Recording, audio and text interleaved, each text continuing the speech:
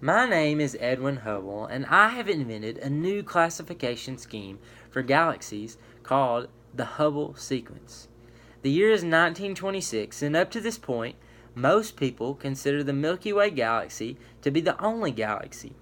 However, I believe our galaxy to be one of many, and this is exactly why I've come up with this new classification system. I have derived this sequence through many observations made at Mount Wilson Observatory in California using the Hooker telescope. In these observations, I have discovered many Cepheid variable stars in various nebulae. These Cepheid variable stars have a regular cycle of brightness, which I have used to estimate their distance from Earth to be a distance that in no way could be contained in our galaxy. By proving there were other galaxies than our own, I now had to come up with a way to classify these galaxies. Thus, my sequence was born. My sequence classifies galaxies into three types based upon their visual appearances. My theory of multiple galaxies and how to classify them was not looked very highly upon by my colleagues. I was trying to disprove popular belief and find evidence that there were in fact many other galaxies than the one we live in, and then create a classification system for these galaxies. It was unheard of. Specifically in 1922, I observed the Cepheid variables that were clearly not found in our galaxy. After proving there were a multitude of other galaxies, I then created my classification system for these galaxies. Each galaxy I discovered, I labeled as elliptical, spiral, or irregular. This type of labeling is solely based upon the outward appearance of the galaxy. For example, if a galaxy is round or flat, it is classified as elliptical. If a galaxy has arms which turn into a bright center, it is classified as a spiral, and if a galaxy is a mixture of the two, then it is irregular. I did most of my work at Mount Wilson Observatory in California. This observatory was founded by Gregory Ellery Hale in 1904 and would soon be home to one of the largest telescopes in the world. This telescope would be known as the 100-inch Hooker telescope. A local businessman, John D. Hooker, offered $45,000 to produce the lens needed for a telescope this size, and Hale raised an extra $500,000 for everything else that would follow in the production of the telescope. The production started in 1908, and 11 years later, the Hooker telescope was finished. The finishing of this telescope allowed me to achieve many things, specifically my new model for classifying galaxies. I came to work at Mount Wilson in 1919, and it was here that I first theorized there were many more galaxies than the single one we live in. 1926 was a year full of excitement. There were many significant events in America as well as the rest of the world.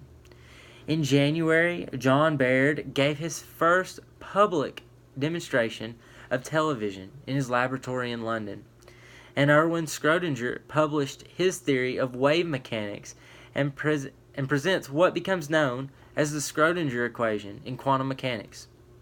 In February, Disney Brothers Cartoon Studio became Walt Disney Studios. In March, a man by the name of Robert Goddard launched the first liquid-powered rocket that went 184 feet. In April, an assassination attempt was put on Mussolini but failed. In August, Houdini stayed underwater in a coffin for an hour and a half before escaping. In September, someone tried to murder Al Capone but failed. And Henry Ford announced a 5-day-a-week, 8-hour-a-day work schedule. In October, A.A. Mine published his book called Winnie the Pooh, and then finally in December, the gas refrigerator was patented. Now, back to my project, I will say that I would like to recognize two individuals for helping me develop my Hubble sequence. The first being Milton Humason, who became my chief assistant in 1924. He played a large role in helping me discover the Cepheid variable stars that allowed me to create the Hubble sequence. Humason came from humble beginnings. as he started working on Mount Wilson as a mule driver. Some years passed, and in 1918 he was the janitor at the observatory, finally working his way to helping me with my groundbreaking discoveries. The second person I would like to recognize is Adrian Van Mayen. He played a big role in this project as he opposed my ideas. So much so that he found strong evidence against the existence of multiple galaxies even after I published my proven theory. It was this opposition that encouraged me to keep looking, keep searching for new ways to prove my theory. My role in this project was to be the lead. It was my theory of island universes that put into motion the idea of multiple galaxies. I was the one delegating others to help me search the skies for these Cepheid variable stars that would help me prove the existence of other galaxies than our own. I also did most of the analysis in regards to estimating how far these Cepheid variables actually were from the surface of the Earth. It was that data that I then used to create my classification model for these other galaxies.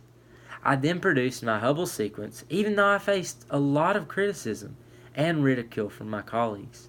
Those colleagues who once rejected my work later praised it and found it to be more than credible. In 1919, I started work at Mount Wilson, and after about 5 years of unrelenting work, I released my classification model in 1924. It was the first model of its kind, as I was the first one to pursue evidence on the existence of multiple galaxies. It was widely rejected at first, and even mocked, but just a short time later it became one of the most accepted models for classification of the galaxies that surround our own. My Hubble sequence has had a huge effect on the physics community, as it is still used today as the primary form of classification for amateur astronomy as well as professional astronomists. Now, was astronomy an easy choice for me coming out of college? No, it actually wasn't. I was very involved with sports all my life. I enjoyed basketball, many track and field events, and even boxing. In college, I was very fond of boxing, and many people told me I was quite good. I was even offered to train for the World Heavyweight Championship in boxing. I respectfully declined, though, and accepted a Rhodes Scholarship to study jurisprudence at Oxford University. But in 1913, I returned home to America, and it wasn't until 1919 that I truly entered the field of astronomy, and I went to work at Mount Wilson Observatory in California. Thank you.